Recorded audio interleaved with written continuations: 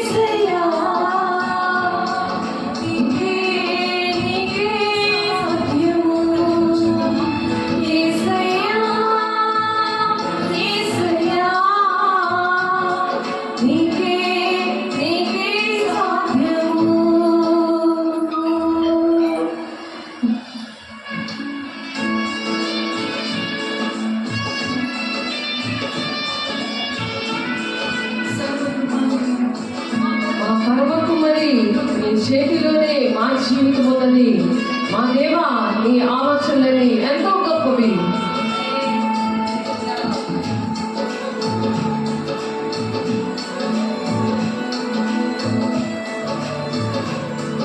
అందరూ పాడదాం.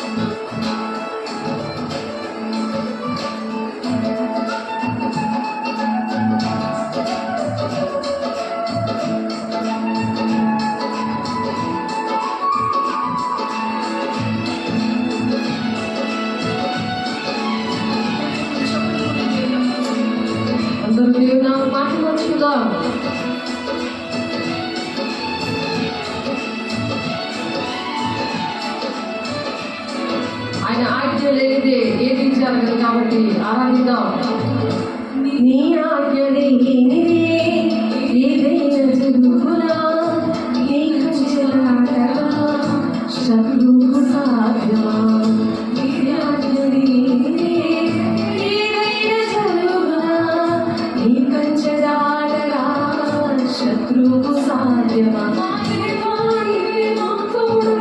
అంతే చాలు అపవాది తలచిన కీడులన్నీ వేరే బొమ్ములు మా దేవా నీవే మాతో ఉంటే అంతే చాలు అపవాది తలచిన కీడులన్నీ మొదటి బొమ్ములు ఏమైనా చేయగలవు తలమంతా మార్చగలవు నీ మాముకే మహిమంతా తెచ్చుకుందువు ఏమైనా చేయగలవు తలమంతా మార్చగలవు నీ మాముకే మహిమంతా తెచ్చుకుందువు యేసయ్యా యేసయ్యా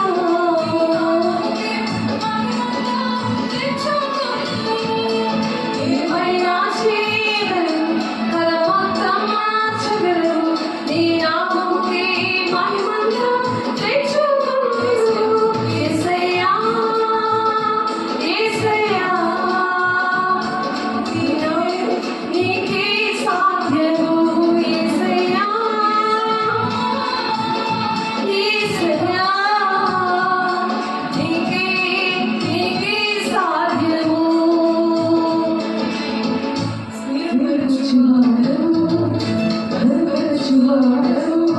పడిపోయిన చూడే నిలబెట్టువాడు కనబరచువాడు హెచ్చించువాడు మా పక్షం క్షమించువాడు బలపరచువాడు పడిపోయిన చోటే నిలబెట్టువాడు ఘనపరచువాడు హెచ్చించువాడు మా పక్షం నిలిచి జయమిచ్చువాడు ఏమైనా చేయగలవు తలమంతా మార్చగలవు నీ నామముకే మహిమంతా తెచ్చుకుందువు ఏమైనా చేయగలవు తలమంతా మార్చగలవు నీ నామముకే మహిమంతా తెచ్చుకుందువు ఏమైనా చేయగలవు తలమంతా మార్చగలవు నీ నామముకే మహిమంతా తెచ్చుకుందువు యేసయ్యా నీకే సాధ్యము యేసయ్యా యేసయ్యా నీకే సాధ్యం అందరం చేతులు చెప్దాం యేసయ్యా యేసయ్యా నీకే సాధ్యము యేసయ్యా యేసయ్యా నీకే సాధ్యము దేవునికి మహిమ కలుగును గాక దేవునికి అసాధ్యమైనది ఏది కూడా లేదు కాబట్టి దేవుడు దగ్గర నుంచి మనం అనేకమైన మేలు పొందుకోవాలంటే ఏ స్థితిలో మనం పడిపోయామో ఆ స్థితి నుండి దేవుడు లేవనెత్తే దేవుడు గొప్ప శక్తివంతుడు మన మధ్యలో ఉన్నాడు కాబట్టి ఆయన ఘనపరుస్తాడు స్థిరపరుస్తాడు నడిపిస్తాడు మరి మన పక్షాల నుండి మరి ప్రతి విషయంలో కూడా జయమిచ్చే దేవుడు దేవుడు నాకు స్తోత్రం ఆయన ఏమైనా చేయగలడు ఆయనకు అసాధ్యమైంది ఏది కూడా లేదు కాబట్టి మహిమంతా ఆయనకి ఆరోపించుకుంటూ దేవుని మాటలు మనం నేర్చుకుందాం యెహోవా ఆట మోషేతోటి చెప్తున్నాడు యెహోవా దేవుడు మోషే గారితో చెప్తారు మోషే గారికి ఆనాడు చెప్పిన దేవుడు ఈరోజు మనతో కూడా మాట్లాడుతున్నారు అది నిర్గమకాండం 16:4 యెహోవా మోషేని చూచి ఇదిగో నేను ఆకాశం నుండి మీ కొరకు ఆహారం కురిపించదను అని చెప్తున్నాడు ఆహారము కురిపించదను అని బానిసత్వం నుండి ఇశ్రాయేలు ప్రజలు ఎంతో వేదనతో బాధలో ఉన్నప్పుడు నేను మీకు అన్నిట్లో కూడా నేను సహాయం చేస్తాను ఏమైనా నేను చేస్తాను నా దేవుడు ఏమైనా చేయగలడు అని చెప్పి నీవు మాత్రమే చేయగలవయ్యా అని చెప్పి అని మోషే గారు మరి ఇశ్రాయేలు ప్రజల విషయంలో యెహోవా దేవుడు చెప్పిన మాటలన్నీ వింటూ ఐగుప్తు నుంచి ఆయన ఆ బానిసత్వం నుండి విడిపించడానికి తండ్రి అయిన దేవుడు మాటలు వింటూ వస్తున్నప్పుడు దేవుడు అనేకమైన అద్భుత కార్యాలు అక్కడ చేశాడు. చేతిలో పాము ఉంటే మరి అది కింద పడేసినప్పుడు అది పాములాగా అది కర్ర పాములాగా మారిపోద్ది. ఆ కర్ర ద్వారా దేవుడు అద్భుత కార్యాలు చేశాడు. ఎన్నో అద్భుత కార్యాలు చేశారు, మీకు తెలుసు. కానీ దేవుడు ఇక్కడ మనతో ఏం మాట్లాడుతున్నారంటే పరీక్షిస్తాడంట. నువ్వు ఎలాగున్నావు, నీ పరిస్థితి ఏంటుంది. ప్రసంగ 5:1 ఉంది, నీ దేవుని సన్నిధిలో నీ ప్రవర్తన జాగ్రత్త. జాగ్రత్త అంటే ఏంటి? ఒక పుర్రుండి 2 ఎముకలు ఎక్కడ పెడతాడు, ఎక్కడ ట్రాన్స్ఫారం దగ్గర చచ్చిపోతావు. దేవుడు అగ్ని దహించు అగ్ని ఉన్నాడు. ఆయనతో ఇష్టం వచ్చినట్టు ఆటలాడడానికి కాదు. దేవుడు మాట్లాడుతున్నప్పుడు ఒళ్ళు దగ్గర పెట్టుకొని కూర్చోవాలి. అక్కడ దేవుడు ఏం మాట్లాడుతున్నాడో ఆయన పరీక్షిస్తాడంట. 139వ కీర్తన 1, 2, 3 వచనాల్లో కూడా ఉంది. నువ్వు కూర్చోవడం, నువ్వు లెగడం, నువ్వు మాట్లాడడం, నువ్వు ఎలా ఉన్నావో దేవుడి విషయంలో దేవుడు అడుగుతున్నాడు. దేవుడు బిడ్డ ఆన్లైన్లో ఉన్న వాళ్ళు, ఆఫ్లైన్లో ఉన్న వాళ్ళు ఇంటిల్లోకి వెళ్ళి మరి దేవుడు మాట్లాడుతున్నాడు. నువ్వు ఎప్పుడైతే దేవుడు మాట వింటాడో ఆయన ఏమైనా చేయగలడ. నీ కథ మొత్తం మార్చేస్తాడంట. నీ కథ ఏమైందో దేవుడు మాట వెనక మరి ఆర్థికంగా, శారీరకంగా, ఆత్మీకంగా నలిగిపోయి, చిరిగిపోయి, అప్పుల పాలైపోయి, లక్షల మీద నీకు అప్పులుండి అలా ఉన్నావేమో. చర్చికి వెళ్ళకుండా నువ్వు దాక్కుని ఉన్నావేమో. మరి ఆదాము హవ్వలు దేవుని మొఖం చూడడానికి ఇష్టం లేక ఎలా దాక్కున్నారు తప్పు చేసినప్పుడు, అది సరి చేసుకోలేని పరిస్థితి ఉందేమో. ఆయన పరీక్షిస్తున్నాడు. దేవుడు బిడ్డ నిన్ను నన్ను పరీక్షిస్తున్నాడు. తండ్రి చిత్తం ఒకటి ఉంది, ప్రతి ఒక్కరూ నెరవేర్చాలి, అప్పుడే దేవుడి రాజ్యానికి వెళ్తారు. ఆత్మవర్షుడే అయ్యాడు ఆయన. అలాగా అన్ని శ్రమలైనా ఆయన నూనెలో వేపేసిన యోహాను గారిని మండుచున్న దీపంలా ఉన్నానని సాక్ష్యం చెప్పుకున్నాడు.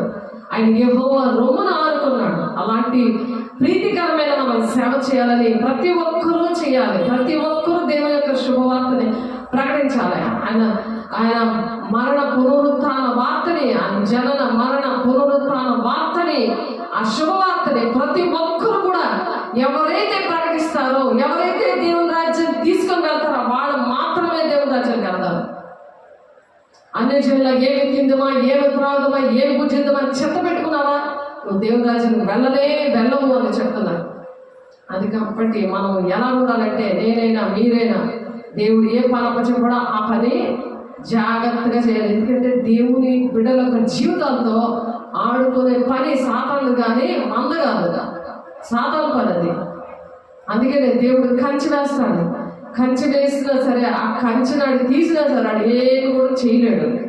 నీకు అనారోగ్యాన్ని పెడుతున్నాడా, ఆర్థిక ఇబ్బందులు పెడుతున్నాడా, నువ్వు ఓర్పుతో సహనముతో నేను ఎవరు హింసిస్తున్నారా, నీకు ఫోన్లు వస్తున్నాయా, ఏది వచ్చినా సరే నువ్వు దేవుడు మాట కోసం ఆయన చూస్తున్నాడు అని భయపడినప్పుడే నీ కోసం పట్టించుకుంటాడు. దేవుడు వాగ్దానాలు ఇచ్చాడు, నిన్ను కోటీశ్వరాలను చేస్తానని వాగ్దానాలు ఇచ్చాడు. అటువంటి వాగ్దానాలు ఇచ్చాడు. ఆ వాగ్దానాలు నెరవేర్చబడాలంటే దేవుడికి భయపడు అని చెప్తున్నారు. దేవుడు పరీక్షిస్తాడు, నిన్ను నన్ను పరీక్షిస్తాడు.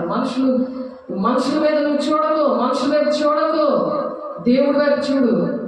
దేవుడు ఏం చెప్తున్నాడో ఆ మాట విను.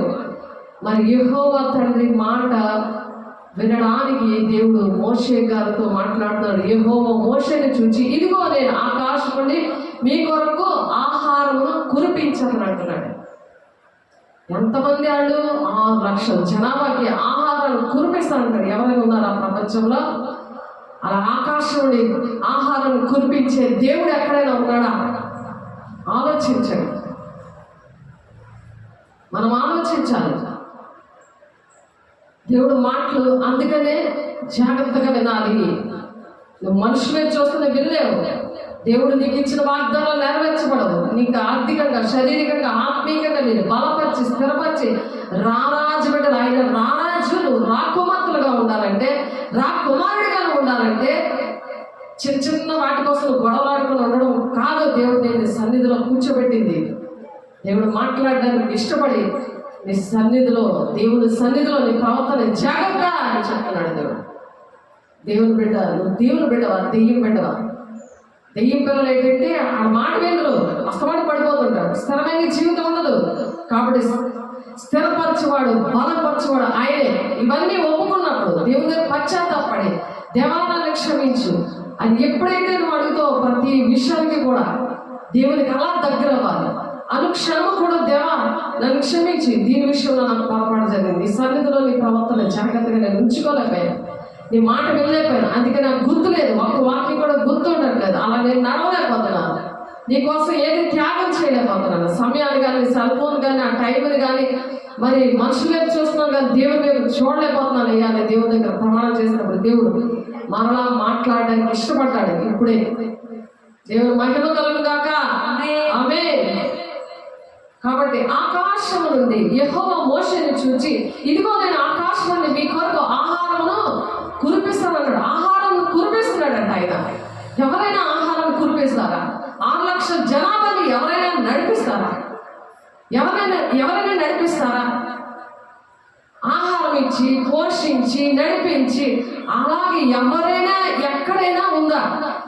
అలాంటి విచిత్రమైన మరి ఆ దేవుడు మన కోసం తన సొంత కుమారుని ప్రాణం పెట్టడానికి వచ్చేసాడు ఆయన. అది పేదల మధ్యకు వచ్చాడు ఆయన. గొప్పింట్లో పుట్టచ్చు కదా ఆయన. పేదల దగ్గరికి ఎందుకు వచ్చాడు? పేదలను కనికరించేవారు ధన్యులు, వాళ్ళకి యెహోవాకు అప్పించేవారు అంటున్నారు. యెహోవాకు అప్పించేవారు అని చెప్తున్నారు. మనం యెహోవాకు అప్పించు. మనం ఏది ఎవరికి చేసినా అది దేవుడికి చేసినట్లే అని ఉంది మొత్తం 25వ అధ్యాయంలో. నాకు చేసినట్లే అంటున్నాడు ఆయన.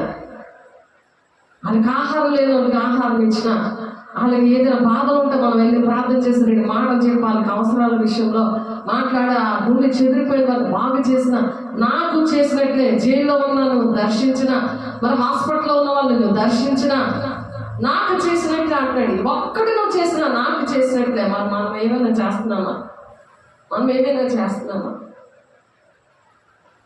మన సమయాన్ని, మన డబ్బుల్ని, మన ఆరోగ్యాన్ని ఎంత పాడు చేసుకుంటున్నాం? దేనికి ఇస్తున్నాం? అందుకే కీర్తన 16:8 చూస్తే అక్కడ ఒకసారి చూడండి, వాక్యం చదవండి, చూడండి.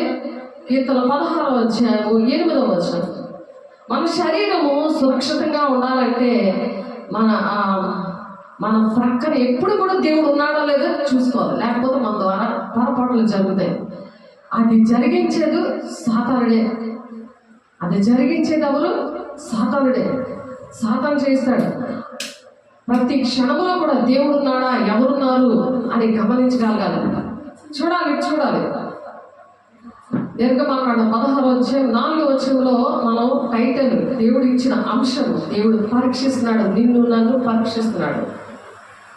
మనం అనుకుంటున్నాం మనుషులు చూసి బ్రతుకుతూ ఉంటాం, మనుషులు చూస్తున్నారని అటువంటి డ్రెస్ వేసుకుంటాము, అటువంటి మాటలు ఆ టైంకి ఆడతాము. తర్వాత ఆ మాటలోని ఏది కూడా చాలా తేడాలు వస్తాయి.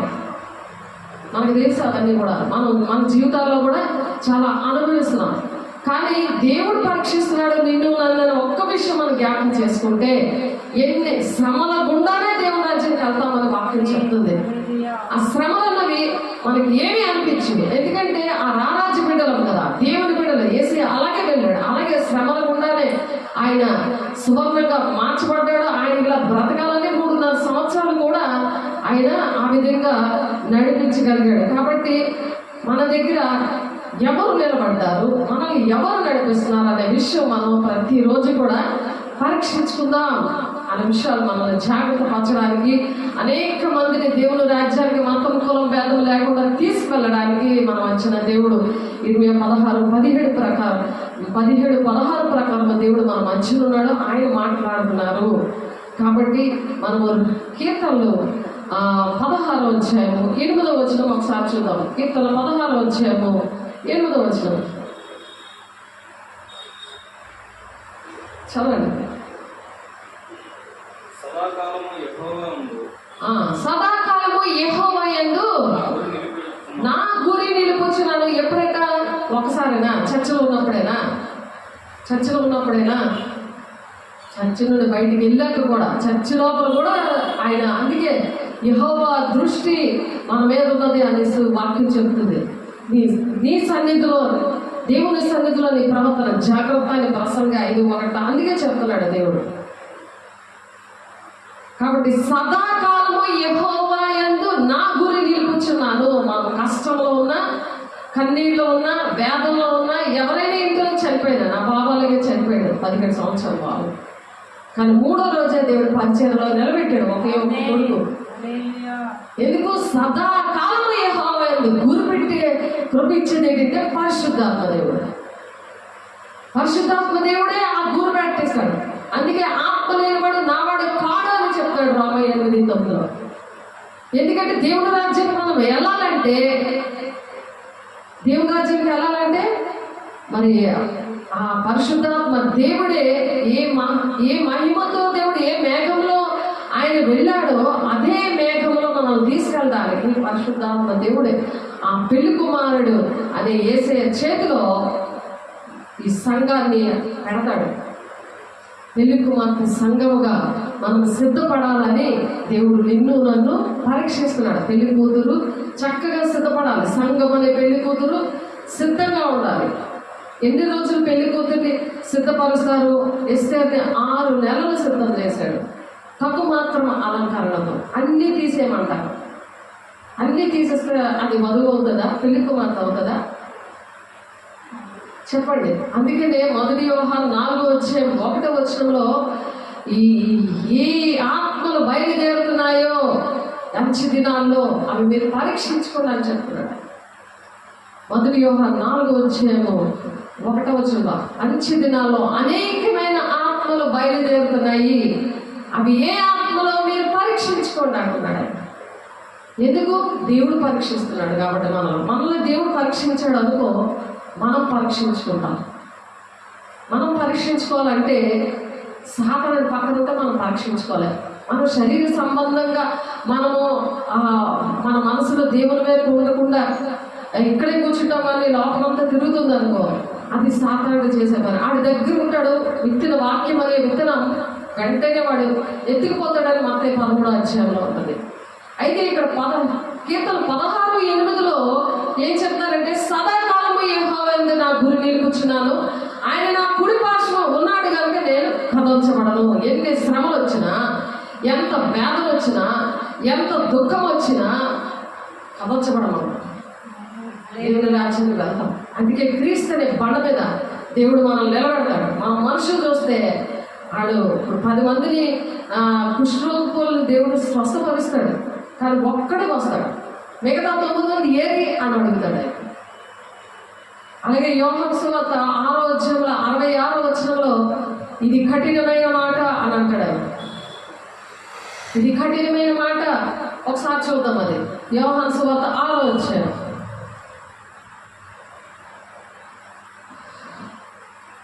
యోహాను సువార్త 6:66 తీస్తే చదవండి, లేకపోతే నేను చదివేస్తాను మీకోసం. 66 ఆయన శిష్యులలో అనేకులు వెనుక తీశారట. ఆయన శిష్యులు. ఇప్పుడు దేవుడు ఏం చెప్పారు? మత్తయి 28:18 18-19 ఏం చెప్పారంటే, సర్వలోకాన్ని వెళ్ళి ఈ శుభవార్త ప్రకటించండి అన్నాడు. ఏంటి ఆ శుభవార్త? ఏంటి శుభవార్త చెప్పండి? ఇప్పుడే నేను ఇందాక చెప్పాను, జనన మరణ పునరుత్థాన శుభవార్త. దాన్ని సువార్త అంటున్నారు. అది శుభమైన వార్త. ఆయన ఎలా పుట్టాడు? పరిశుద్ధంగా పుట్టాడు. ఎవరైనా లోకంలో పరిశుద్ధంగా పుట్టారా? అలాగే ఆయన మరణం, ఎవరైనా సమాధి, ఆయన చనిపోయిన తర్వాత సమాధి ఖాళీగా ఉందా? లేదు. అలాగే పునరుత్థానం, ఎవరైనా చనిపోయి లేచారా? లేదు. ఈ వార్త, ఇది శుభమైన వార్త కదా, ఇది వింతైన వార్త కదా. వార్తలు చెప్తారు, న్యూస్ పేపర్లు కావాలంటారు. ఎక్కడైనా ఆ వార్త ఉందా? ఏ న్యూస్ పేపర్ ఎదిగినా, ప్రపంచమంతా ఎదిగినా క్రీస్తు శకము క్రీస్తు పూర్వం అని ఒక అంటే దాని ఒక సాక్ష్యం ఉందా?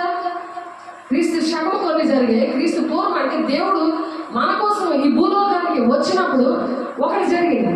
ఏంటంటే జరిగాయి 3.5 సంవత్సరాలు కూడా ఎలా నా బిడ్డలు నడవాలి, నేను పరిశుద్ధుడు కాబట్టి మీరు కూడా పరిశుద్ధంగా ఉండాలి అదే తన పిల్లలైన మన కోసము మతం కులం భేదం లేకుండా ఆయన అలా ఉండాలని ఆశపడుతున్నాడు.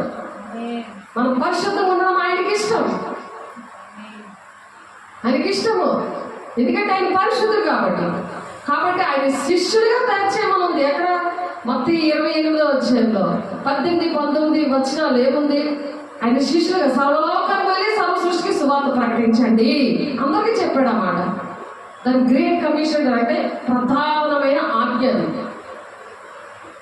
ఆజ్ఞ ఎవరు పాటిస్తారు? ఆయన ఎవరైతే నిన్ను నన్ను పరీక్షిస్తున్నాడు కదా, నువ్వు ప్రకటిస్తున్నావు లేదా చూస్తున్నాడు దేవుని బిడ్డ. నువ్వు ఎక్కడున్నా నీకు ఆర్థిక ఇబ్బందులు ఉన్నాయి, అనారోగ్యాలు ఉన్నాయి, అన్ని బాధ్యతలు ఉన్నాయి, అప్పులు ఉన్నాయి, ఇవన్నీ పోవాలంటే ఆయన పరీక్షిస్తున్నాడు నిన్ను ఆశీర్వదించడానికి. మన ఉద్యోగానికి వెళ్ళని పరీక్షిస్తారు. ఏంటి డాక్టర్ దగ్గరికి వెళ్తే నీకు ఏ జబ్బులు ఉన్నాయి ఏంటని పరీక్షిస్తారు. మరి ఏదైనా నువ్వు కలెక్టర్ అవ్వాలో లేకపోతే ఇంజనీర్ అవ్వాలంటే ఒక ఎంట్రన్స్ ఎగ్జామ్లో మరి ఎన్ని సంవత్సరాలు చదివి ఎంతో డబ్బు పోయాలి, ఎంతో పరీక్షించి ఆ సీటు నీకు ఇస్తారు, నువ్వు అనుకున్నది ఇస్తారు. మరి నీకు అన్ని కూడా ఆహారము కావాలి, నీకు పిల్లలు బాగుండాలి, నీ కుటుంబం బాగుండాలి, నువ్వు దేవుని బిడ్డగా అంటే రారాజు బిడ్డలు అనమాట. దేవుని బిడ్డ అంటే ఎవరు? రారాజు బిడ్డలా అడుగుని బిడ్డ. అది ఎలా ఉండాలి? చింపురి గుడ్డులతో ఉంటారా? చింపురి జిడ్డుతో ఉంటారా? రారాజు బిడ్డలు ఎంత చక్కగా ఉంటారు. ఉండి నీకేంటి కావాలమ్మా అని అడుగుతాడు రాజు వస్తే. ఒకవేళ రాజు ఇక్కడికి వచ్చాడు అనుకోండి, అయితే చంద్రబాబు గారు వచ్చారనుకోండి, నీకేంటి కావాలమ్మా, నీ పరిస్థితి ఏంటి, ఎందుకు ఎలా ఉన్నావు అడుగుతారు కదా. మరి ఆయన పిల్లలు అంటే ఆయన ఫ్యాకల్టీ ఉంటారు కదా, చంద్రబాబు గారు మరి ఆయన ఫ్యాకల్టీ ఉంటారు కదా, వాళ్ళు వచ్చినప్పుడు అడుగుతారు కదా. అలాగే మనం దేవుని బిడ్డలుగా ఉండి, మనం దేవుని బిడ్డలు అంటే ఎవరు? మనం గట్టిగా చెప్పాలి, ఎవరు? మనం రారాజు బిడ్డలం. మనం అలాగ అడగాల లేదా అందరినీ? లేకపోతే నాకే రారాజు బిడ్డలు వచ్చి నా పరిస్థితి ఇలాగుంది, నాకు ఇలాగుంది అని చెప్తే దేవునికి మహిమ, లేకపోతే దేవునికి మహిమ తెస్తామని ఇప్పుడు పాట పాడుకున్నాం కదా. మహిమ తెచ్చేది కానీ పాడుకోవడం, మనం పాటలు పాడుకోవడం కాదు, ఆయన మహిమ తెస్తున్నామా, ఆయనకు అవమానం తెస్తున్నామా? అవన్నీ కూడా దేవుని దగ్గర మనం సరి చేసుకుంటే దేవుడు బలపరిచే దేవుడు, స్థిరపరిచే దేవుడు. నీ కథ మార్చేస్తాను అంటున్నాడు ఆయన, ఏమైనా చేస్తాను అంటున్నాడు ఆయన. తప్పవద్ది. మనుషులు చూసుకొని బతుకుతామా? మనుషుల మీద ఆధారపడతామా? మనుషులు నమ్మటి కంటే, రాజులు నమ్మటి కంటే యెహోవాను ఆశ్రయించడం మేలన్నాడు. ఎంత అద్భుతంగా నిన్న 40 మందితో చక్కటి ఆరాధన, చక్కటి దేవుడు మాటలు వినిపించారు. దేవుడు ఎంత చక్కగా దేవుడు మరి మహిమ, ఆయనకు మహిమ వచ్చింది కదా, ఆయనకు మహిమ తెచ్చారు కదా. దేవుడికి మహిమ తెచ్చాడు. గట్టిగా మనకు కాదు పేరు, ఆయనకి మహిమ రావాలి. ఆయన ఏదైనా చేయగలడు, మంచి కార్యాలు. దేవుడు ఎన్నో కార్యాలు ఎక్కడ చేశారు. గుండె నొప్పి నుండి విడిపించారు, గుండె నొప్పి దెయ్యం వెళ్ళిపోయింది, చెస్ట్ క్యాన్సర్ దెయ్యం వెళ్ళిపోయింది, రక్తస్రావంలో ఉన్న వాళ్ళు బాగుపడ్డారు. ఎంతమందో దేవుడు ఇక్కడ 4 చర్చిల్లో కూడా ఉంచారు. ఇక్కడ వాళ్ళు ఎక్కడున్నా సరే దేవుడు లెక్కలు ఉంటుంది, ఆయన చూస్తున్నాడు కదా, పరీక్షిస్తున్నాడు కదా. శరీరానుసారంగా ఉండి శరీరం ఉంటున్నారా, ఆత్మానుసారంగా ఉంటున్నారా, ఆయన పరీక్షిస్తాడు కదా, నిన్ను నన్ను పరీక్షిస్తాడు కదా. అనేమైనా చేస్తాడు. జీవితాల్లో, మన జీవితాల్లో ఏమి జరగట్లేదంటే దేవుడికి ఇష్టంగా ఉన్న దేవుడు మాటలు వినడమే కాదు కానీ సర్వలోకానికి వెళ్ళి సర్వ సృష్టికి దేవుని వార్తను ప్రకటించమంటున్నాడు, దేవుని ప్రేమను ప్రకటించమంటున్నాడు. ఆయన ప్రేమ ఎవరికి తెలీదు, నీలోని నాలోని చూసి ఆ ప్రేమను తెలుసుకోవాలి. ఎందుకంటే మనం రారాజు బిడ్డలం, దేవుని బిడ్డలం. మనం చెప్పుకొని కూడా మనం ఆయన ప్రేమను చూపించకపోతే అది దేవుని బిడ్డ లెక్కలో మనం రావు కదా. అందుకనే అప్పటి నుండి ఆయన శిష్యులట అనేకులు వెతితీశారట, మరి ఎన్నడూ ఆయన వెంబడించలేదట. ఇవి కఠిన మాటల్లాగా అనిపించాయి. కాబట్టి యేసు మీరు కూడా వెళ్ళిపోవాలని ఉన్నారా అని అడుగుతున్నాడు. ఆయన పెండ్రికి అంటే జనాలు చూసినాడు. 5,000 3 రోజులు ప్రసంగం చేశాడు ఆయన. ఆకలితో అలా ఉండిపోయారు. అలాంటి ఆ 12 గంపలు ఎత్తి అక్కడ పురుషులు 5,000 మంది ఉంటే, స్త్రీలు పిల్లలు కలిపి ఇంకా ఎంతమంది ఉంటారో ఆలోచించండి. మిగిలిపోయి ఆకాశం నుండి ఆయన కురిపించాడు ఆహారాన్ని. ఇక్కడ మన్నా కురిపించాడు. ఇక్కడ నిర్గమకాండం 16:4 ఆయన పరీక్షిస్తున్నాడంట. ఆయన పరీక్షిస్తున్నాడు దేవుని బిడ్డ. యెహోవా మోషేను చూచి, ఇదిగో నేను ఆకాశమును మీ కొరకు ఆహారమును కురిపించెదను, వారు నా ధర్మశాస్త్రం అనుసరించి నడుతురో లేదో అని పరీక్షిస్తున్నాడంట. ధర్మశాస్త్రం అంటే దేవుడు మోషే గారి ద్వారా రాయించిన ఆ గ్రంథము 5 కాండాలు నడుస్తున్నారో లేదో. మత్తయి సువార్తలో 5వ అధ్యాయం, 6వ అధ్యాయం, 7వ అధ్యాయం మొత్తం దేవుని యొక్క ప్రణాళిక దేవుడు బిడ్డలు రాశారు. 66 గ్రంథాలు కూడా దేవుడు రాశాడు. ఆ గ్రంథాలన్నీ కూడా రాయిపించాడు దేవుని బిడ్డల ద్వారా.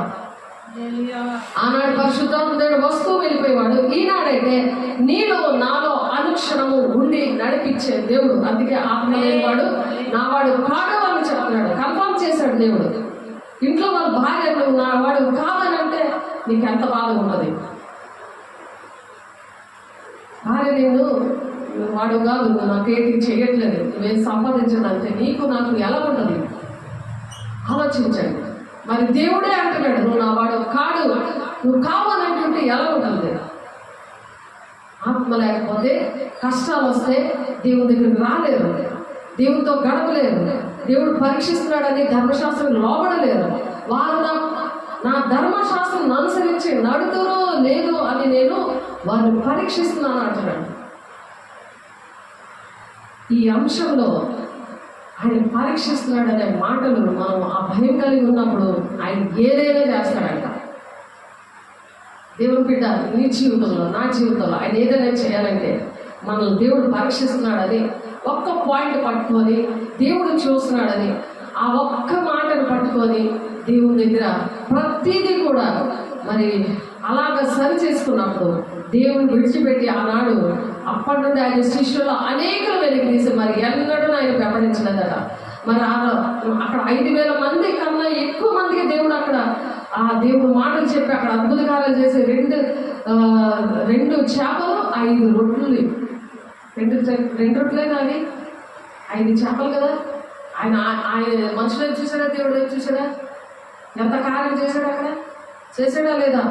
చేసినప్పుడు వాళ్ళు ఎవరైనా వచ్చాడా?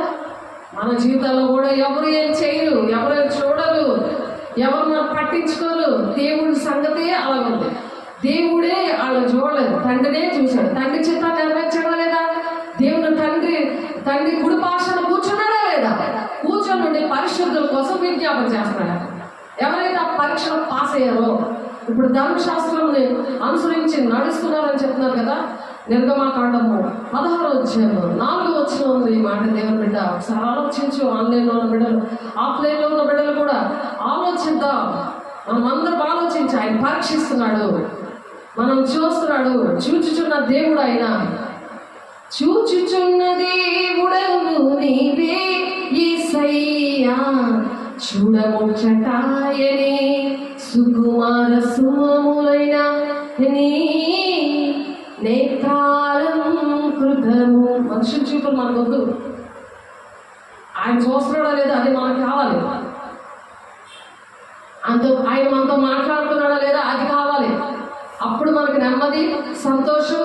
ఎంత కరువైన, ఖడ్గమైన, హింసైన, ఉపద్రవమైన ఆయన ప్రేమ నుండి ఎడబాపున అంటున్నాడు మన పౌలు గారు. అలాగని నేను క్రీస్తుల పోలు నడుస్తున్నాను, మీరు నన్ను పోలు నడవన్నాడు. ఛాలెంజ్గా ఉన్నాడు, ఒక్కడే కదా. 1000 మందిగా చేస్తానని మాట్లాడాడు యెషయా గారు. యెషయా 60వ అధ్యాయం 22వ వచనంలో ఒక మనిషిని 1000 మందిగా చేస్తానంటున్నాడు. అలా 1000 మందిగా ఉండి దేవుడు పరిచయం మనం చేయాలి. తండ్రి చిత్తాన్ని ఆ విధంగా నెరవేర్చాలి. ఆ గ్రేట్ కమిషన్ అంటే ఏంటి? దేవుడు వచ్చేటప్పటికి ఇవే పరీక్షిస్తుంటాడు ఆయన. ఏమైనా హోంవర్క్ ఇచ్చాడు ఆయన? సర్వలోకాలు వెళ్ళి సర్వ సృష్టికి మీరు సువార్త ప్రకటించండి, నా మూలంగా మీరు బాప్తీసాలు ఇవ్వండి, మీరు బాప్తీసాలు ఇవ్వండి అని ఒకసారి చూడండి ఆ మాట. దేవుడు ఇచ్చిన అది పరీక్షిస్తాడు అనమాట. ఆ పరీక్షలో నెగితే మనకు ఆర్థికంగా, శారీరకంగా, ఆత్మీయంగా అన్ని కూడా దేవుడు సహాయం చేయడానికి సిద్ధంగా ఉన్నాడు. మత్తయి సువార్త 28వ అధ్యాయము 18, 19, 20 వచనం.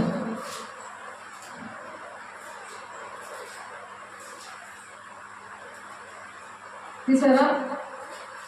మత్తయి సువార్త 28వ అధ్యాయం 18, 19, 20 వచనాలు. మనం ఏంటి పరీక్షిస్తాడు అని అంటే ఆ విషయాలు ఇక్కడ ఉన్నాయి. అయితే యేసు వారి యొద్దకు వచ్చి, పరలోకమందును భూమి మీదను నీకు సర్వాధికారం ఇవ్వబడి ఉన్నది కాబట్టి, మనకి ఏంటున్నది పరీక్షించి ఆయన ఆత్మ లేనివాడు నావాడు కాదని ఎందుకు అంటున్నాడు? ఆయన పరిశుద్ధాత్మతో నింపుతాడు అన్నమాట. నింపుతున్నప్పుడు మనకి సర్వాధికారం ఇస్తాడు. ప్రతి దాని మీద అధికారం ఇస్తాడు. దెయ్యాల మీద ఎవరికైనా ఆహారం పెట్టాలంటే దాని మీద ఆహారం పెట్టడానికి అధికారం ఇస్తాడు. మనం పెట్టేవాళ్ళుగా చెప్పేవాళ్ళుగా ఆ అధికారం దేవుడు మనకిస్తాడు. అలాంటి ఆరోగ్యం ఇస్తాడు. కీర్తన 16:8 మనం ఇందాక చూసాం, సదాకాలము యెహోవా యందు నా గురి నిలుపుతున్నాను. దేవుడు మాటలు విన్నప్పుడు అంటే నువ్వు కదల్చబడ్డు, ఆయన నా కుడి పార్శ్వం ఉన్నాడు కనుక నేను కదల్చబడను అంటున్నాడు దావీదు భక్తుడు. ఆయన అప్పుడు నా శరీరం సురక్షితంగా నివసిస్తుంది అంటే ఆరోగ్యం ఇస్తాడు. ఇప్పుడు ఇవే కదా అందరికీ ఆరోగ్యం లేదు, ఆహారం లేదు. ఎందుకు? ఆయన పరీక్షిస్తున్నప్పుడు ఫెయిల్ అయిపోతున్నారు. ఏ మాటలు చెప్పాడు ఆయన? ఆత్మ లేనివాడు నావాడు కాదంటున్నాడు. అందుకే వాళ్ళు దేవుడు రాజ్యం కాదు, వెళ్ళడానికి టికెట్ అదే. పరిశుద్ధాత్మ దేవుడే వెళ్ళడానికి టికెట్ అది. సర్వ సత్యంలో నడిపిస్తుంది. ఆ సత్యం అనేది వాక్యం. సత్య స్వరూపమైన ఆత్మ వచ్చినప్పుడు మీరు సర్వ సత్యంలోకి నడుస్తారు. అంతే, దాంట్లోనే పరీక్షించుకోమంటాడు. 1 యోహాను 4:1 మీరు ఏ ఆత్మతో ఉన్నారో వాళ్ళు మోసపుచ్చే దినాల్లో ఉన్నాం కాబట్టి ఏ ఆత్మ మిమ్మల్ని నడిపిస్తున్నారు మీరు పరీక్షించుకోండి అంటున్నాడు దేవుడు. దేవుడు మనల్ని పరీక్షిస్తే మనల్ని మనం పరీక్షించుకోగలం. ఆయన కళ్ళు మన మీద ఉంటే పరీక్షించుకోగలం. నీ మీద దృష్టి నుంచి నేను ఆలోచించి చెప్తున్నాను, నడవలసిన నేను బోధిస్తాను అంటున్నాడు ఆయన కీర్తన 32:8. నీ మీద సాతాను గడి దృష్టి పెట్టాడా? నువ్వు నడవలేవు, వెళ్ళిపోదు ఆ పరీక్షలో. దేవుడు నీ వైపు చూస్తేనే మనం పరీక్షించుకోగలం. ఈ ఆత్మ నన్ను నడిపిస్తుంది. ఎవరు నన్ను నడిపిస్తున్నాడు? ఆయన నా కుడి పార్శ్వం ఉన్నాడు కనుక నేను కదల్చబడిన అంటున్నాడు. ఆయన నా కుడి పార్శ్వం ఉన్నాడు కాబట్టి నేను కదల్చబడ్డాను. ఎన్ని పెట్టు నన్ను ఛాలెంజ్గా నిలబడతావు. ఎన్ని నువ్వు అను, రెండింతల ఆశీర్వాదం అనుకుని ఉంటావు. నా నిమిత్తము జనులు మిమ్మల్ని నిందించి హింసించి చెడ్డ మాటల పలికినప్పుడు మీరు ధన్యులు, సంతోషించి ఆనందించండి. పరలోకమందు మీ ఫలం అధికమందున్నాడు. దానికోసం మనల్ని పరీక్షిస్తాడు. అలా నిలబడతావా లేదా? అందుకు దేవుని ఆత్మను పొందుకోవాలి, ఆ సర్వ సత్యంలో నడవాలి. మరి యేసే అలాగే ఆయన ఎన్ని శ్రమలైనా సరే ప్రేమతో మన కోసం అంగీకరించాడు. మనము పెట్టిన చేతులతో చేసిన పాపానికి చేతులు 8 అంగుళాల మేకులు అందుకే ఎంచుకున్నాడు. అనే పాపం చేయలేదు. ఆయన పరిశుద్ధుడు కాబట్టి మనం కూడా దేవుని బిడ్డలుగా పరిశుద్ధంగా ఉండాలని, ఉన్నారా లేదని పరీక్షిస్తున్నాడు దేవుని బిడ్డ.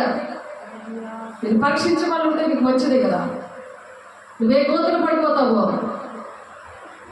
సాతాను ఏం చెప్తుంటే ఎక్కడికి వెళ్ళిపోతావు. ఏ ఆత్మ? మనుష్యాత్మ ఉంది, లౌకికాత్మ ఉంది, దేవుని ఆత్మ ఉంది, అపవిత్ర ఆత్మ ఉంది, బ్రహ్మపరిచే ఆత్మ ఉంది. 1 యోహాను 4:1 బ్రహ్మపరిచే ఆత్మ ఉంది. 1 కొరింథీ 2:1 కింద మీరు చదివితే 9వ కింద వచనం ఉంది. మనుషుల సంగతులు మనుషు ఆత్మకి అర్థమవుతాయి, దేవుని సంగతులు దేవుని ఆత్మకి అర్థమవుతాయి.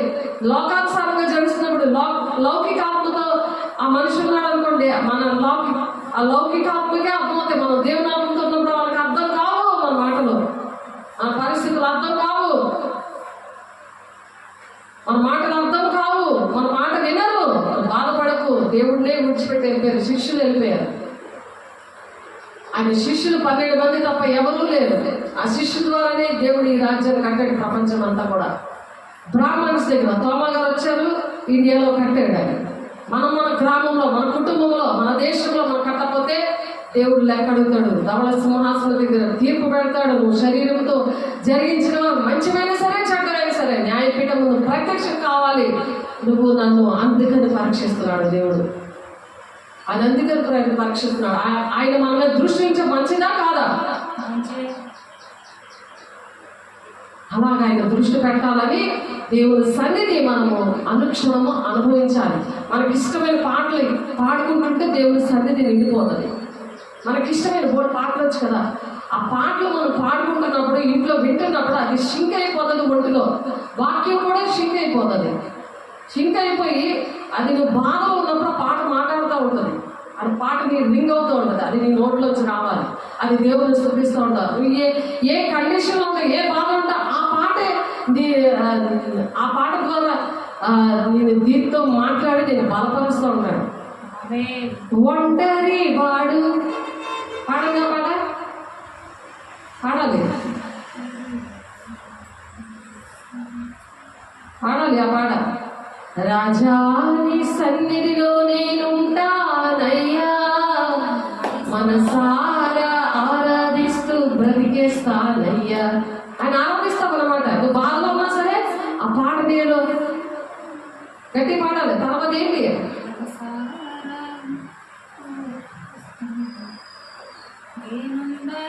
నేనుండాలేనయ్యా, నే బ్రతకాలేనయ్యా, నేనుండాలేనయ్యా, నే బ్రతకాలేనయ్యా, నీవే రాకుండా నేనుండాలేనయ్యా,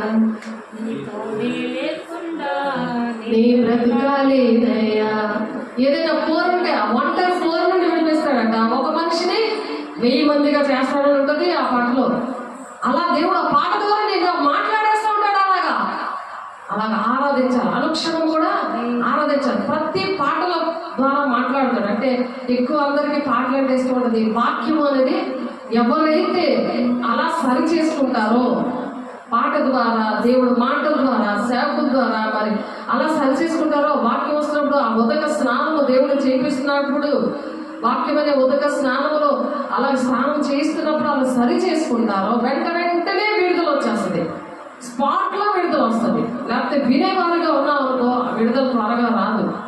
అందుకని యెషయా 1:15 బహుగా ప్రార్థన చేస్తున్నాను, నేను వినను అంటున్నాడు. నా చేతులు మీ చేతులు రక్తముతో నిండినాయి కాబట్టి దాన్ని కడుక్కోండి అంటున్నాడు. అక్కడ కూడా ఇలా దేవుని పిల్లల దేవుని పని చేయడానికి ఉంటాయి. ఎవరైతే పేదలు ఉన్నారో వాళ్ళకి మీరు విడుదల ఇవ్వాలి అని చెప్పి అక్కడ ఉంటుంది. యెషయా 1:15 నుంచి చదివితే అక్కడ అలా సమ్మతించి నా మాట విన్నాడలా మీరు మంచి పదార్థాలు అనుభవిస్తారు అని ఉంటుంది అక్కడ. కాబట్టి మీరు ఈ వార్తలు ప్రకటించమని అక్కడ కూడా ఉంది. మీరు యెషయా 1:15 చదివితే మరి ఇక్కడ కూడా ఉంది. కాబట్టి మీరు వెళ్ళి సమస్త జనులు శిష్యులుగా చేయమంటున్నాడు ఆయన.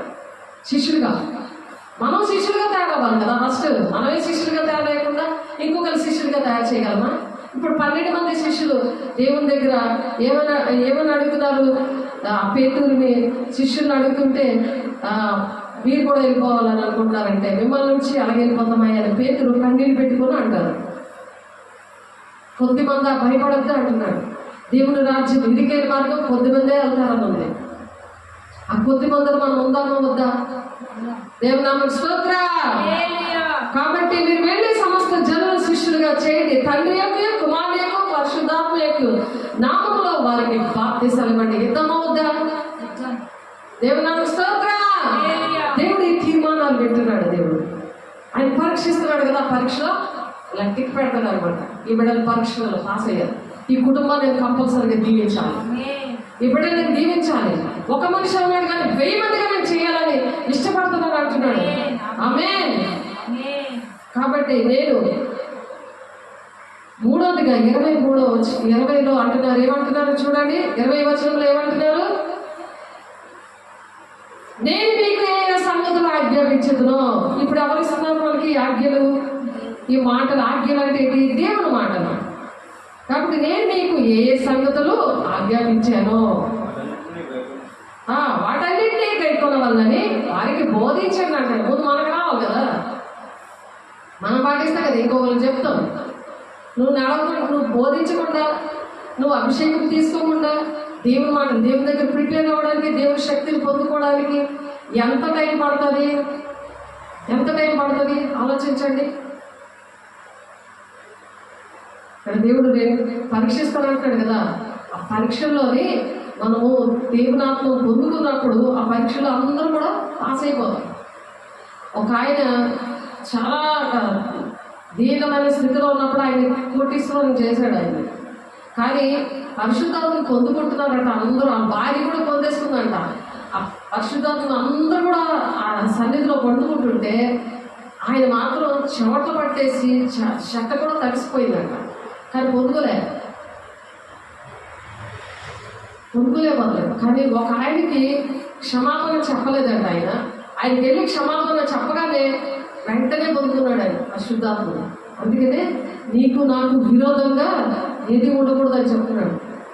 ఏదైనా విరోధంగా ఉన్నదా, ఏదైనా అక్రమాలు ఉన్నాయా, దేవుని ఆజ్ఞలు పాటించలేని ఏవైనా ఉన్నాయా, అవన్నీ ఉన్నప్పుడు దేవుడు మాటలు ఏదైతే మనం పక్కన పెట్టామో, తండ్రి చిత్తాన్ని ఏ విషయంలో అయితే నీ పట్ల ఉన్న ప్రణాళిక విషయంలో నువ్వు నిర్లక్ష్యం చేశావో, ఎవరిని నువ్వు విగ్రహంగా చేసుకున్నావో, ఆ విషయాలు ఒప్పుకున్నప్పుడు వెంటనే పరిశుద్ధాత్మ పొందుకుంటారు.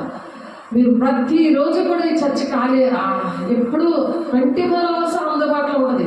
చాలా మందికి తాళాలు ఇవ్వడం అయ్యింది. వాళ్ళు వచ్చి చక్కగా ప్రార్థన చేసుకుని వెళ్ళొచ్చు. నాకు ఫోన్ చేస్తా, ఫోన్లో ఉంటాను, దగ్గరలో ఉంటాను, వచ్చేస్తాను. 5 నిమిషాల్లో నేను వస్తాను. ఫోన్ చేసిన 5 నిమిషాల్లో నేను వచ్చేస్తాను. అలా నాతో కలిసి మీరు ప్రార్థన చేసినప్పుడు, అలాగే ఏకీభిస్తున్నప్పుడు, అలా సేవకుల ప్రార్థన మీకు గట్టిగా నిలబడినప్పుడు వెంటనే దేవుని ఆత్మను పొందుకుంటారు. దేవుడి మాటలు దేవుని ఆజ్ఞలు కదా. ఏంటది? మత్తయి 28వ అధ్యాయము 18, 19, 20 వచనాలు. అది నేను ఏ సంగతులు మీతో చెప్పానో అవి మాత్రమే మీరు బోధించండి అంటాడు ఆయన. 1 సువార్త ప్రకటించాలి, 2వది బాప్టిజం ఇవ్వాలి, 3వది ఆయన ఏ సంగతి చెప్పాడో అవే చెప్పాలి. అప్పుడు ఆయన సదాకాలం మనతో ఉంటాడంట. సదాకాలం అంటే ఇహలోకంలో పరలోకంలో. అప్పుడు మనకి ఏదైనా కొదువులు కదా, ఏ విషయంలో కొదువు కదా. ఏ కష్టం వచ్చినా ఎవరు ఆదుకుంటారు? దేవుడే మనతో ఉన్నాడు. ఆయన నువ్వు దేవుడు అంటే కుడిపార్శ్వన ఉంటే నువ్వు కదల్చబడ్డా ఉన్నావు. నీ శరీరం సురక్షితంగా నివసిస్తుంది. నివసించినప్పుడు రోమా 8:14 ఉంటుంది, ఎంతమంది అయితే నా మూలంగా నడిపించబడతారో వాళ్ళే నా కుమారులు, నా కుమార్తెలు అని నిన్ను నన్ను పరీక్షించి ఆయన కన్ఫర్మ్ చేస్తాడు, నడిపిస్తాడు. ఆమేన్. అలా నడిపించాలని ఇష్టపడుతున్నారా? అందుకని పరీక్షిస్తాను అంటున్నాడు నిన్ను నన్ను. ఎందుకంటే అంతవరకు సహించవాడికి రక్షణ పొందుకున్నాడు అన్నది. బాప్తిజం తీసుకున్న వెంటనే రక్షణ వచ్చేలేదు. అంతవరకు అంటే చచ్చిపోయే వరకు, దేవుడు వచ్చే వరకు మనమైనా చనిపోతాం, లేకపోతే దేవుడైనా వస్తాడు. ఈ రెండింటిలో కన్ఫామ్గా ఈ 2 జరుగుతాయి. కానీ మనం సిద్ధంగా ఉండాలి. అనుక్షణం ఏమిటి, ఏ టైంలో ఆదుకోవాలో మనం ఏ విధంగా ఆదుకోవడానికి దేవుడు మన పక్షాలు ఉండి ఆయన మన కుడి పార్శ్వాన ఉంటే మనం కదల్చబడకుండా వాళ్ళని హెల్ప్ చేయగలం. నేనేం చేస్తాను అని సాతాను కూడా నీ మీద దృష్టి నుంచి ఆలోచన చేస్తాడు. నువ్వేం చేయలేవు, నువ్వే పనికిరావు, నీకేయట్లేదు, ఎలా చేస్తావు? కానీ దేవుడికి నీ కథ మార్చేస్తాడట, నీ కథ మార్చేస్తాడట. నువ్వు ఎలా ఉన్నా సరే దేవుని బిడ్డ, నువ్వు దేవుని దగ్గరికి వచ్చావు కాబట్టి ఆయన త్రోసిపుచ్చే దేవుడు కాదు అంటున్నాడు. వేష్యని క్షమిస్తాడట, వేషధాన్ని క్షమించాడట. అది పరీక్షించడానికి దేవుడు ఈరోజు నిన్ను నన్ను పరీక్షించడానికి దేవుడు మన మధ్య ఉన్నాడు. దేవుడు నాకు స్తోత్ర. ఆయన ఉండడమే మనకి ఇంపార్టెంట్. అంతే. ఆయన లేకపోతే ఎంతమంది ఉన్నా వేస్టే. అందుకే నికోదేము 6 లక్షల జనాభాను నడిపిస్తున్న నికోదేము తెలియలేదు పరిశుద్ధాత్మ దేవుడు ఉన్నాడు. అసలు తల్లి గర్భంలో మరలా దూరాలా ప్రభా, ముసలోడు నేను ఎలా దూరతాను అంటున్నాడు అని అడుగుతాడు. యోహాను 3వ అధ్యాయంలో ఉంటుంది అన్నమాట. అందుకే నీటి మూలంగా, ఆత్మ మూలంగా జన్మిస్తేనే కానీ దేవుని రాజ్యంలో ప్రవేశం లేదు అంటున్నాడు. అందుకే ఆత్మ లేదు కూడా నావడు కాడు అంటున్నాడు. ఎందుకు దేవుడు నమ్ముకొని ఆయన పిల్లలుగా ఉండకుండా, ఆయన పిల్లల బాధ్యత వహించకుండా, నేను ఏ సంగతులు చెప్తున్నానో అవి బోధించకుండా దేవుడు ఆ మాటలు పెడతాడు కదా. ఆ ఆదుకోవడానికి నీకు ఆ ప్రేమను ఇస్తాడు కదా. ఆయన ప్రేమ, ఆయన గుణాలు, ఆయన రూపురేఖలు యోహాను 6వ అధ్యాయంలో ఉన్నది ఆ మాట. మీరు ఇంటికి వెళ్ళి చక్కగా అవి చదవండి. యోహాను 6వ అధ్యాయము 53 నుండి 58 వచనాల్లో ఆ మాటలు ఉంటాయి. ఆయన గుణాలు వచ్చేస్తాయి నీలోనికి. నాలుగు అస్తమాటికి చదువుకోవడం, దేవా ఈ గుణాలు ఇవా అని ఆడదాం. ఏడిస్తే కూడా ఆయన పాదాలు పట్టుకుంటే ఆయన దగ్గరికి వచ్చి వాళ్ళని త్రోసిపుచ్చే దేవుడు. అలా మీరు సన్నిధికి వచ్చి ఏ టైంకైనా మీరు సన్నిధికి వచ్చి ప్రార్థన చేసుకోవచ్చు. పర్సనల్గా దేవుడితో మాట్లాడుకోవచ్చు. ఎంత భాగ్యం ఇచ్చాడు దేవుని సన్నిధి. మనం మధ్యలో ఉండడం, మనకు దేవుడు ఇవ్వడం, అంత భాగ్యం ఇంకేదీ లేదు. అందుకే దావీదు భక్తుడు అంటాడు, నీ సన్నిధికి పలుగులు తీసే పాదాలు ఇవ్వండి అయ్యా అనేసి. నేను ఒక వరం అడిగానయ్యా, సదాకాలము నీ సన్నిధిలో నేను చిరకాలము నివసించాలని అడిగాడు. నాకు అది ఇష్టం, అలా ఉండాలని ఇష్టం. నేను అలాగే జీవిస్తున్నాను కూడా. అది మనం దేహము అలా నివసించినప్పుడు దేహము దేవుని ఆలయంగా అయిపోద్ది. మనం ఎక్కడ నిలబడినా ఒక చర్చ నిలబడినట్లు లెక్క. 2-3 నాదే సంఘం అంటున్నాడు దేవుడు. 2-3 నా దగ్గరే నేను ఉన్నాను అంటున్నాడు. దేవుడికి మహిమ కలుగు కాక. ఆయన ఉన్నాడు, ఆయన మాటలు మాట్లాడుతున్నాడు. ఆయన మనల్ని ప్రేమించేవాడు ఆయన ఒకడే, ఇంకెవరు ప్రేమించడు. అది మాట ఇచ్చే మాట తప్పని వాడు కాదు ఆయన. మనుషులే చూస్తే ఏదవుతుంది, గుండె నలిగిపోతుంది. అలా చెప్తారు కానీ చేయరు. ఆనాడు శాస్త్రులు పరిచయాలు చెప్పారు, వాళ్ళు ధర్మశాస్త్ర ఉపదేశకులు అంటే వాళ్ళు పాస్టర్స్ నాకు చెప్తారు కానీ చేయరు. జనాలు నేను అక్కడ పారిపోదాం అనుకుంటున్నావా? దేవుని బిడ్డ ఏ ఆత్మ నడిపిస్తుందో ఎవరిని నీకు తెలియాలంటే ఫస్ట్ పరిశుద్ధాలు పొందుకుంటే కృపావరాల్లో ఒక వరం, అది వివేచన వరం. వాక్యము చదివితే చాలు నీకు అర్థమవుతుంది. వాక్యం అనే దేవుడు నీ ఒంట్లో నిండిపోతే చాలు, ఆ వాక్యం ప్రకారం నడిపించేస్తాడు. నీకు ఆలోచన చెప్తాడు. ఇదిగో ఈ వాక్యం వెంటనే గుర్తొచ్చేస్తుంది, పాట గుర్తొస్తుంది, నేను ఓదార్చడానికి, నేను నడిపించడానికి, బలపరచడానికి నీ కథ మార్చేస్తానంటుంది. అది ఆ పాట నువ్వు వాక్యం వింటుంటే ఆ వాక్యం కూడా నేను బలపరుస్తుంది. అది అలా ఎప్పుడు కూడా ఎప్పుడైతే మన ఇంటిలో దేవుని వాక్యం అలా వినబడుతుందా, దేవుని దక్షిణ హస్తం అంట వచ్చి సాహస కార్యాలు చేసేస్తుంది. అంటే నీ కథ మార్చేస్తుంది. దేని గురించి నువ్వు చింతపడకు అని అంటున్నాడు. ప్రార్థన విజ్ఞాపనతో ప్రతి విన్నపాన్ని నాకు తెలియచేయి అంటున్నాడు. ఎవరు అడుగుతారు అలాగే నీకు ఏది కావాలో ప్రతిదీ నాకు చెప్పు అని ఎవరు అడుగుతారు? ఆయనే ప్రాణం ప్రియుడు. ఆయనే మన కోసం ప్రాణం పెట్టాడు. ప్రేమిస్తారు. భార్య ప్రాణం పెట్టమంటే పెడతదా? కొడుకులు పెడతారా? చిన్నప్పుడు పెంచుతాం కదా, పెడతారు వాళ్ళు? ఏ మనిషినైనా అలా ఏంటే బాబు అంత కషాయంగా అలాగడిగే ఉన్నాను అని అడుగుతాడు. భార్య అయినా, భర్త అయినా, పిల్లలైనా నా కోసం ప్రాణం పెడతావరా? నేను కష్టంలో ఉన్నాను రా, నువ్వు ఎలాగైనా నాకు చెయ్యాలి, నిజంగా ఉన్నాను ప్రాణం నాకు నన్ను ప్రేమిస్తుంటే అంటే చేస్తారా? ఏ మనిషి అయినా చేస్తారా? కానీ అలాగా ప్రాణం పెట్టిన దేవుడు ఆయన మన ప్రాణం ప్రియుడు. సృష్టికర్త అయిన దేవుడు నీకు నాకు భర్త అయి ఉన్నాడు. అంటే భరించేవాడు. ఆయన భరిస్తాడు, నిన్ను నన్ను భరిస్తాడు. నేను పరీక్షిస్తున్నాడు, నీతో మాట్లాడుతున్నాడు. సరి చేసుకుంటే చాలు. ఆయన ముదిము వచ్చే వరకు ఎత్తుకునే దేవుడు. ప్రతి విషయంలో కూడా క్షమించి ఈ కృపకాలంలోనే క్షమిస్తాడు. కానీ ఈ కృపకాలము అంటే ఈ భూమి అంతా వ్యాలిడిటీ అయిపోతుంది. ఆయన రాకడ సూచన, రహస్య రాకడ, బహిరంగ రాకడలో వస్తున్నాడు. ఆ రహస్య రాకడలో ఆ ఎత్తబడే గుంపులో ఉంటేనే మనం ఇక్కడ సమకూర్చుకున్నవన్నీ కూడా ఇక్కడ ఉండిపోతాయి. మనము మహిమ వస్త్రాలతో వెళ్ళిపోతాం. పరిశుద్ధాత్మ పొందుకొని ఆయన మాటలు విన్నప్పుడు, ఆయనకు ఇష్టమైన మాటలు విని ఆయన పరీక్షిస్తున్నప్పుడు అది సరి చేసుకుంటూ దేవా నన్ను పరీక్షించు, పరిశోధించాలన్నాడు దావీదు భక్తులు. ప్రతిరోజు రాత్రి దేవా నాలో ఏదైనా ఉందేమో అది తీసేదాయన, నీకు ఇష్టం లేదు తీసేదాన్ని. నేను అలాగే ఏడ్చేదాన్ని ఎక్కడికి వెళ్ళినా వర్షంలో. దేవా నాలో నీవు మాత్రమే నాలో ఉండాలి, నీకు ఇష్టం లేదు మీ నాలోంచి తీసేయాలి. వర్షకులు అడిగేదాన్ని పరిశుద్ధాత్మలు ఎక్కడైనా నేను పొందుకునేదాన్ని. ఆయన ఏ దొంగబోదైనా ఎటువంటి పరిస్థితుల్లో ఉన్నా నేను అక్కడ నిలబడ్డానంటే నేను దేవుడితోనే నేను కనెక్ట్ అయిపోతే పరిశుద్ధాత్మ పొందుతుంది. దేవా నీకు ఇష్టం లేదు నాలోంచి తీసేయాలి. ప్రతి రాత్రి కూడా పరిశుద్ధాత్మ పొందుకొని నేను పడుకుంటాను. నాలో ఉన్నవి నీకు ఇష్టం లేదు అని నాలోంచి తీసేయి అనేసి. అలా రోజు కూడా మరి అపోస్తులు 2:43 ఉంటుంది. ఒకసారి చూడండి అపోస్తుల కార్యం 2వ అధ్యాయం చదవాలి.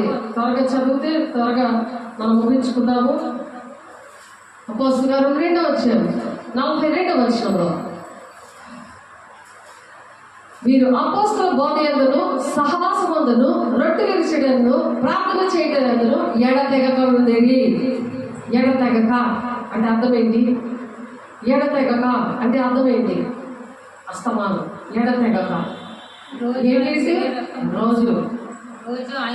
వీరు అపోస్తుల బోధ యందును సహవాసమందును రొట్టె విరిచెదను ప్రార్థన యందును ఎడతెగక ఉండేది. అలా ఉంటేనంట అప్పుడు వారికి భయం కలిగేను. మరి అనేక మహత్కార్యాలు సూచక్రియలు అపోస్తుల ద్వారా జరిగాను. దేవుడు మేడగదులో స్టార్ట్ చేసిన సంఘం ఇది. కానీ సదాకాలం ఆయన ఏ సంగతులు బోధించాడు అవే బోధించమంటున్నాడు కదా, ఇవే పరీక్షిస్తున్నాడు ఆయన. పరీక్షిస్తున్నాడు. పరీక్ష పాస్ అవుదామా చేయలేకపోదామా? మన రోజు తీసుకోవాలి. అందుకని దేవుడు రోజు కూడా మనకి ఎందుకు ఇస్తున్నాడు? రోజు ఎవరుంటే వాళ్ళు చక్కగా వచ్చి దేవుని దగ్గర ప్రార్థన చేసుకొని, మీరు తీసుకోలేకపోతే బలిపీఠం దగ్గర సేవ చేసే వాళ్ళు ఉన్నారు, వాళ్ళ చేతుల్లో తీసుకోవచ్చు. లేకపోతే నాకు ఫోన్ చేసి, నేను అరకు గారి కూడా ఫోన్ చేసేస్తే ఎన్నో అద్భుతాలు. ఇక్కడ విజయనగరంలో కూడా ఫోన్లో ఇచ్చినప్పుడు ఎన్నో అద్భుతాలు. ఇంట్లోనే కుటుంబాలను చేసుకొని చక్కగా వేసే శరీరం రక్తం ఎలా తీసుకోవాలి అది తీసుకున్నప్పుడు. ఎందుకంటే ఇంటింటా రొట్టె విరమని ఉంది వాక్యం. తప్పక కూడుకోండి ఆలయంలో ప్రతి దినము అనేది వాక్యం. ఆ దేవుడి మాటలు కదా ఇవి. నేను ఏ ఏ సంగతులు చెప్పానో అవి బోధించాలి. బోధించడమేనండి, చేపించాలి కదా.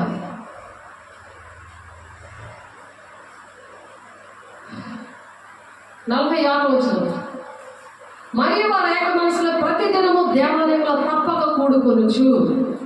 తప్పక కూడుకోవాలి ప్రతి దినం.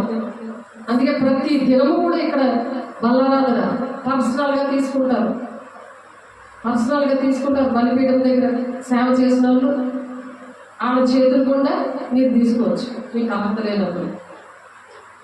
నేను లేకపోయినా సరే బలిపీఠం దగ్గర సేవ చేసిన వాళ్ళని మరి దేవుడు నియమించారు. మరియు వారి ఏక మనసులో ప్రతిదినము దేవాలయంలో తప్పక కూడుకొనుచు, ఇంటింటా రొట్టె విరుచుచు దేవుని స్తుతించుచు. ఇంటింటా రొట్టె విరుస్తున్నాం, దేవుని స్తుతిస్తున్నాం. ఎందుకు ఇవి చేయాలంటే ప్రజలందరికీ దయ పొందుతుందంట. ప్రజలందరికీ దయ అనేది వస్తుంది. ప్రేమ కన్నా దయ చాలా గొప్పదనమాట. ప్రేమ ఉంటుంది కానీ దయ కనికరం ఉండదు. నేను ప్రేమిస్తున్నామంటారు కానీ దయ లేకుండా ప్రేమ దేనికి పనికిరాదు. ఒకరి మీద కనికరము, ప్రేమ, దయ వాళ్ళ స్థితి ఏంటో మనకు అర్థం కాదు. వాళ్ళ పరిస్థితి ఏంటో మనకు అర్థం కాదు. వాళ్ళ దయ్యాలు మన మీదకి వచ్చేస్తాయేమో అనుకుంటారు అందరూ. వాళ్ళు ఇచ్చిన గ్లాసులో నీళ్ళు తాగకపోవడం కానీ, వాళ్ళ ఇంట్లో భోజనం చేయడం ఇలాగా చేస్తుంటారు.